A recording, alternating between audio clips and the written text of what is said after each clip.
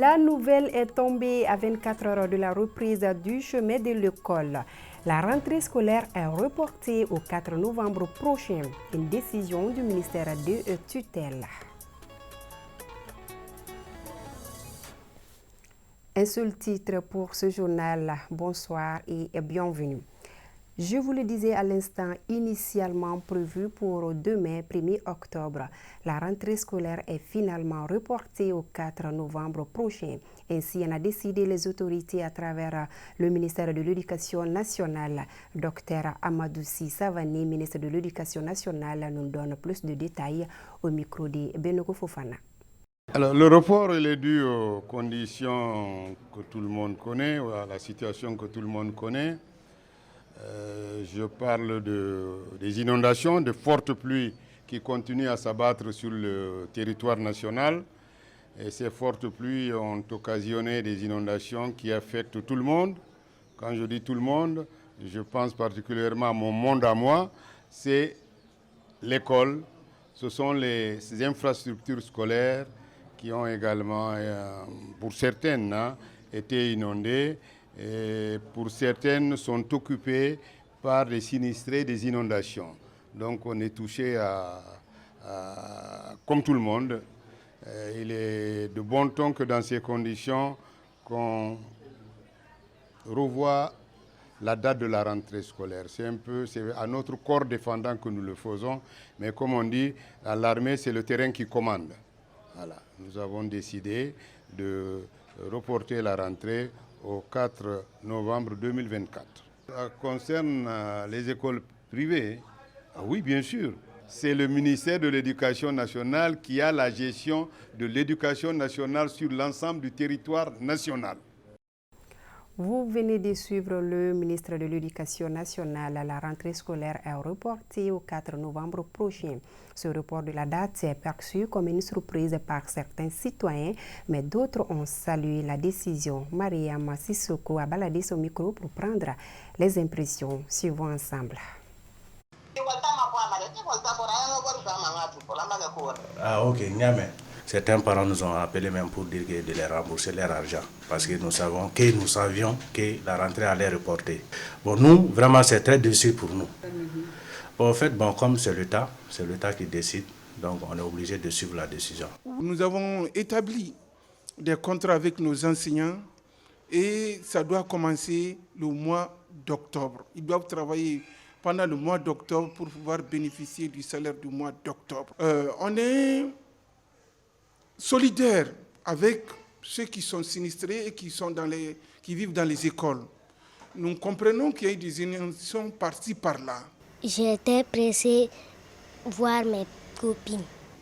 C'est ma tante qui vient de m'annoncer que ça a été reporté. On a fait nos cahiers, nos livres, nos sacs et même on s'est coiffé pour demain. Personnellement, j'ignore les causes. Bon, mais de manière financière, ça m'arrange. Parce que là, au moins, on va en bénéficier aujourd'hui. Et la rentrée aussi, on va en profiter aussi. Bon, personnellement, j'ignore les causes qui ont amené ça. Voilà, donc ça, je ne pourrais me prononcer là-dessus. Voilà. Bon, en tout cas, ce qui est du côté du progrès de mon entreprise, je ne fais que me réjouir. Voilà. Parce que là, très franchement, comme vous pouvez constater la cour, vous voyez que les beaux-eaux sont carrément déménagés ici parce qu'ils ont été envoyés par l'eau. Même tout juste hier, on continuait à amener des bagages, donc il y a d'autres qui viennent encore. Donc très franchement, en tout cas, ces stades, on n'était pas du tout prêts pour la rentrée de demain, franchement parler. Donc, mais que vous êtes d'accord avec le report? Franchement, nous sommes très d'accord parce que jusqu'à preuve de contraire, la pluie n'a pas absolument cessé. Ça continue à venir et la montée de l'eau continue. Et vraiment, on ne sait pas où est-ce qu'il faut en tout cas amener tous ces gens-là. Donc franchement parler, nous sommes très ravis pour en tout cas le report de la date de rentrée. Bon, à mon avis, c'est un report légitime d'une manière générale. Parce que qui connaît la position géographique de Kalabankoro, presque ce qu'on appelle Flacono, toutes les maisons ont été vidées. à l'heure où nous sommes. À l'heure où nous sommes, toutes les maisons sont vidées. Donc, lorsque les parents d'élèves abandonnent leur habitation, les élèves aussi vivent chez leurs parents. Et si les parents n'ont pas d'habitation, où est-ce que ces élèves-là vont habiter? Ils habitent chez leurs parents. Et maintenant, nous sommes dans une situation catastrophique dans la zone de Kalabankoro quand même. Malgré le report de la date de la rentrée scolaire, les préparatifs battent leur plein à tous les niveaux, notamment dans les établissements. Le constat a été fait par l'une de nos équipes qui s'est rendue dans certaines écoles. Elle était conduite par notre reporter Aïssata Traoré. La rentrée scolaire 2024-2025 s'amorce à grands pas. Pour y faire face, les autorités scolaires sont en préparation pour donner un bon cadre d'études aux élèves.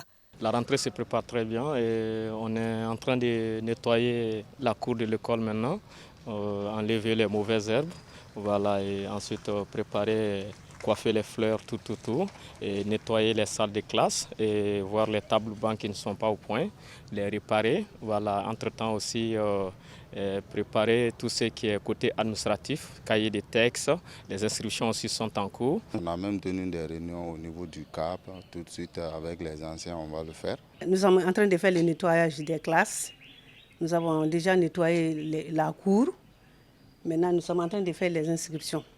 Ici à l'école Mamadou Konaté, en commune 3 du district de Bamako, nous avons rencontré la directrice du CAP de Bamako-Croix qui est venue constater l'état d'avancement des préparatifs. La première des choses d'abord, nous avons tenu une série de rencontres à l'académie avec les CP au CAP et en même temps avec les directeurs d'école, les syndicats, les CGS et la société civile, les AMM aussi. On a commencé à nettoyer les salles de classe, les tables bancs, tout, les toilettes, etc. Pour la réussite de cette année scolaire, les enseignants, tout comme les autorités scolaires, souhaitent l'implication de tous.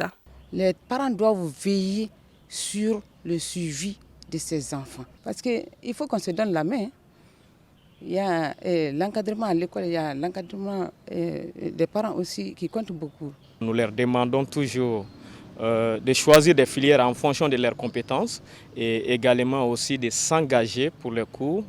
C'est vraiment aux parents de préparer les enfants, de payer les fournitures, que les enfants viennent prêts avec les tenues. Du côté des marchés des fournitures scolaires, la date, qu'elle soit reportée ou pas, ils sont suffisamment fournis et les affaires tournent à un rythme satisfaisant pour les commerçants. Des sacs, des cahiers, des livres et autres matériels didactiques s'écoulent à hauteur du souhait. Rendons-nous au marché des fournitures avec Hawa Kamara. Pour la majorité munis d'une liste, les parents d'élèves ont pris d'assaut les librairies et autres étals de vente pour l'achat des fournitures scolaires.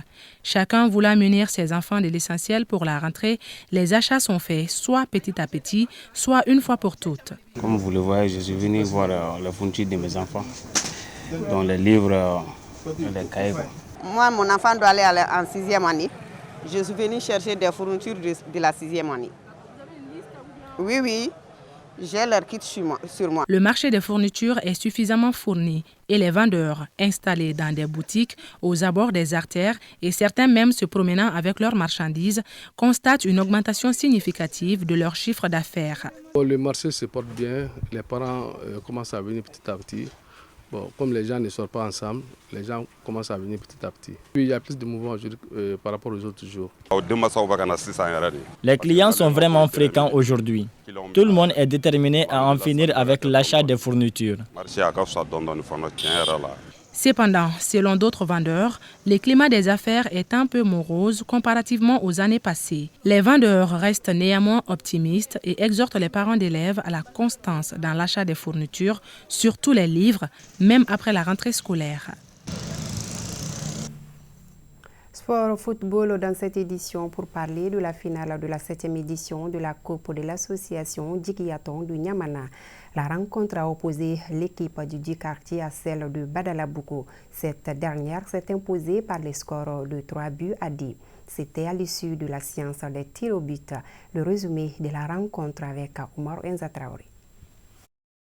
Cette finale, initiée par l'association Djigyaton, a opposé l'équipe La Paix de Niamana et l'AS Black Star de Badalabougou habillés en vert. Pour les organisateurs, l'objectif est de contribuer au développement du quartier. Vraiment, je conseille aux jeunes de bien collaborer, de s'aimer pour l'épanouissement du quartier. Comme on le dit, le football c'est un facteur de cohésion. Hein? Grâce au football, les jeunes, même les vieux, nous les anciens, ça nous distrait un peu, ça nous fait passer le temps. Dès le début du match, les deux équipes produisent de belles occasions de part et d'autre. Elles attirent l'attention du public sportif de par la qualité de leur jeu. Ainsi, les deux équipes se neutralisent pendant la première période, 0 but partout. En deuxième période, les deux équipes montent en puissance en faisant un score paritaire. 2 buts partout, c'est le score du temps réglementaire. Et c'est à l'issue de la séance des tirs au but que les Verts de Badalabougou gagnent la partie en marquant 3 tirs contre 2. C'est un sentiment de fierté seulement. Et puis ça va nous permettre de nous améliorer à travers le temps. La solidarité, la cohésion aussi, on s'est bien entretenu entre nous et puis ça s'est bien passé. Bon, de continuer à travailler, que le meilleur reste à venir. Le parrain salue l'esprit de cette initiative. Le message, c'est un message de paix et de solidarité. La coupe là est faite pour ça. C'est pour que les jeunes soient mis pendant la période de vacances dans la discipline et surtout dans le fair play. Au chapitre des récompenses, l'équipe gagnante retourne avec le trophée plus une enveloppe symbolique et d'autres cadeaux. S'agissant de l'équipe vaincue, elle a été encouragée. Fin de cette édition. Merci à vous de l'avoir suivi. Mariam Diallo sera là tout de suite après moi pour l'édition Kibarou. Quant à moi, je vous donne rendez-vous demain, Inch'Allah.